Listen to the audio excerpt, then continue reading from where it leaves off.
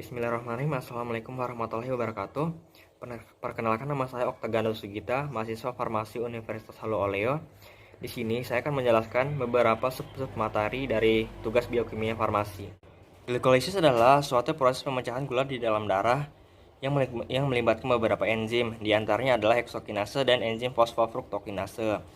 Dan yang kedua adalah glikogenesis, merupakan lintasan metabolisme yang mengkonversi glukosa menjadi glikogen untuk disimpan di dalam hati.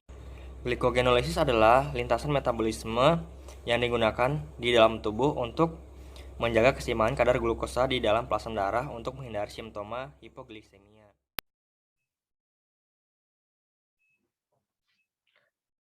Selanjutnya itu metabolisme. Metabolisme merupakan suatu variabel fisiologis yang penting di dalam tubuh di mana organisme mengatur proses-proses reaksi kimia di dalam tubuh dengan memanfaatkan senyawa kimia dari sekitarnya untuk mempertahankan kelangsungan hidup. Dan yang selanjutnya katabolisme. Katabolisme merupakan fase metabolisme yang bersifat merugikan, yang menyebabkan molekul organik nutrien seperti karbohidrat, lipid, dan protein yang datang dari lingkungan atau dari jaringan makanan sel itu sendiri terurai di dalam reaksi-reaksi terhadap produk akhir yang lebih kecil dan sederhana, seperti asam laktat, CO2, dan amonia. Katabolisme diikuti oleh pelepasan energi bebas yang telah tersimpan di dalam struktur kompleks molekul organik yang lebih besar. Selanjutnya anabolisme. Anabolisme merupakan fase pembentukan atau sintesis dari metabolisme. Molekul pemula atau unit pembangun yang lebih kecil disusun menjadi makromolekul besar yang merupakan komponen sel, seperti protein dan asam nukleat. Selanjutnya, submateri yang kedua yaitu proses metabolisme glukosa secara aerob menghasilkan energi lebih besar dibandingkan anaerob. Proses metabolisme energi secara anaerobik dapat menghasilkan ATP dengan laju yang lebih cepat jika dibandingkan dengan metabolisme energi secara aerobik. Sehingga untuk gerakan-gerakan dalam olahraga yang membutuhkan tenaga yang besar dalam waktu yang singkat, proses metabolisme energi secara anaerobik dapat menyediakan ATP dengan cepat namun hanya untuk waktu yang terbatas, yaitu hanya sekitar kurang lebih 90 detik. Walaupun prosesnya dapat berjalan dengan cepat, namun metabolisme energi secara anaerobik ini hanya menghasilkan molekul ATP yang lebih sedikit jika dibandingkan dengan metabolisme energi secara aerobik. 2 ATP versus 36 ATP per satu molekul glukosa. Baik, untuk submateri yang selanjutnya itu hubungan metabolisme karbohidrat dan lipid. Hasil akhir pencernaan lemak yang berupa gliserol akan memasuki jalur metabolisme karbohidrat melalui reaksi antara glukosa dan pirufat.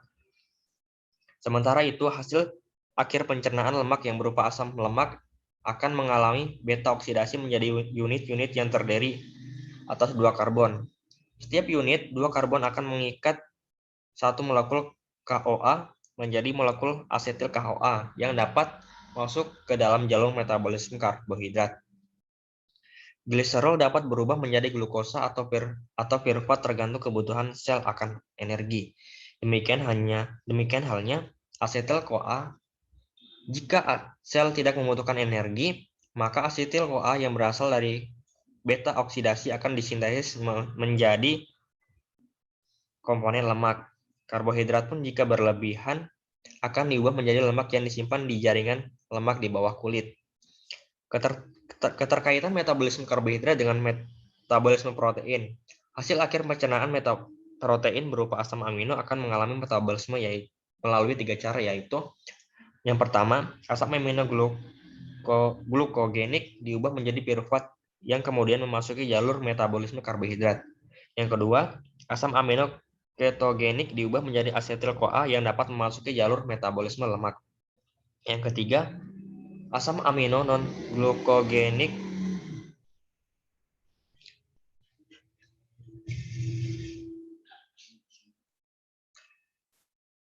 dan yang ketiga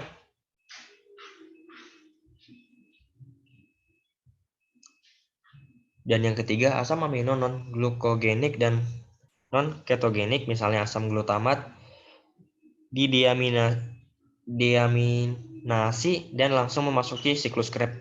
Melalui ketiga cara tersebut, akhirnya asam amino dapat menghasilkan energi dalam bentuk ATP, karbon dioksida atau CO2, dan air H2O seperti halnya karbohidrat.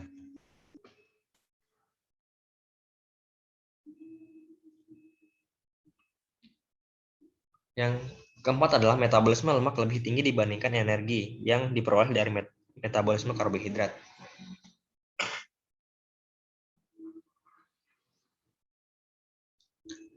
Lemak dan karbohidrat adalah 2 dari 3 makronutrien yang dibutuhkan oleh manusia bersama dengan protein.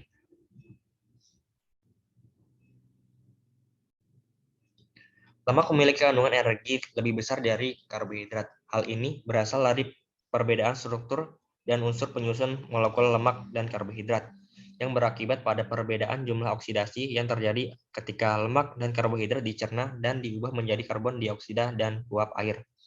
Lemak membutuhkan lebih banyak oksidasi saat dicerna daripada karbohidrat karena bentuk struktur dan susunan dan unsur penyusunnya. Umumnya pada karbohidrat sudah ada satu atau atom oksigen dan satu atom hidrogen untuk setiap atom karbon, sehingga saat proses oksidasi, setiap atom karbon hanya membutuhkan satu oksigen lagi dan setiap atom hidrogen juga membutuhkan satu oksigen lagi. Namun, pada lemak, hampir setiap atom karbon hanya memiliki satu atom hidrogen saja, sehingga dalam proses oksidasi melalui molekul lemak membutuhkan dua oksigen untuk setiap atom karbon, dan atom hidrogen masih membutuhkan satu oksigen lagi. Dengan menghitung jumlah oksigen yang perlu ditambahkan dalam oksidasi, terlihat lemak membutuhkan oksigen sekitar 50%, lebih banyak untuk jumlah atom karbon yang sama, bila dibandingkan dengan karbohidrat. Karena jumlah oksigen yang dibutuhkan lebih banyak, oksidasi lemak memakan waktu yang lebih lama, tetapi juga memberi lebih banyak energi. Ini karena pada setiap proses oksidasi terjadi pelepasan energi, sehingga semakin banyak oksidasi semakin banyak pula energi yang dihasilkan. Umumnya, lemak menghasilkan energi sekitar 9 kilokalori per gram, dan karbohidrat memberikan sekitar 4 kilokalori per gram.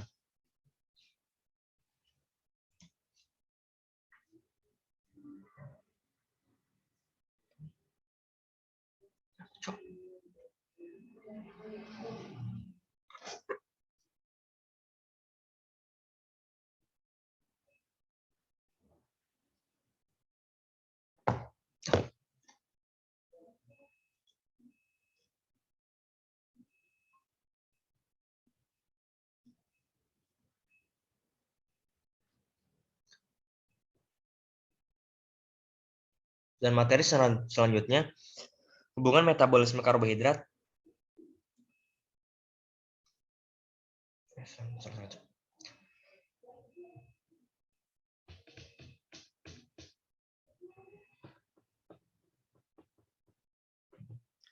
Dan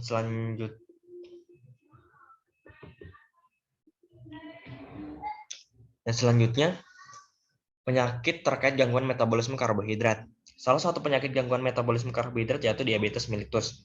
Menurut American Diabetes Association 2010, diabetes mellitus merupakan suatu kelompok penyakit metabolik dengan karakteristik hiperglikemia yang terjadi pada kelainan sekresi insulin. Kerja insulin atau keduanya yang menimbulkan berbagai komplikasi kronik pada mata, ginjal, saraf, dan pembuluh darah. Kriteria penderita DM yaitu bila kadar glukosa darah puasa lebih dari 110 mg dan kadar glukosa darah 2 jam postprandial lebih dari 200 mg. DM merupakan gejala yang timbul pada seseorang karena adanya peningkatan kadar glukosa.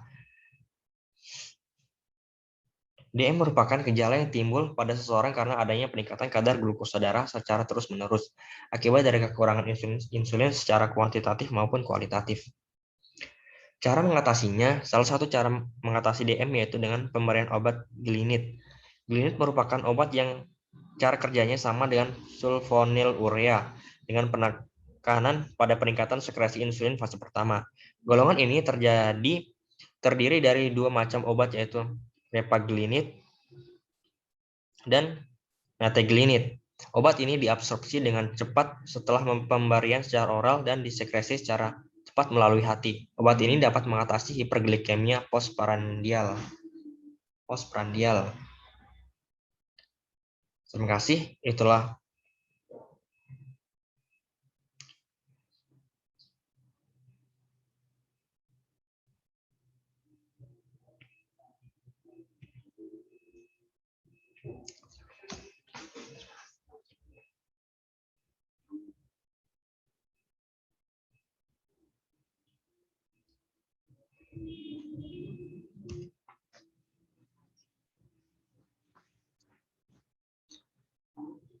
Terima kasih. Itulah tadi pemaparan materi dari saya. Bila ada kekurangan mohon dimaafkan. Wabillahi taufiq wal hidayah. Wassalamualaikum warahmatullahi wabarakatuh.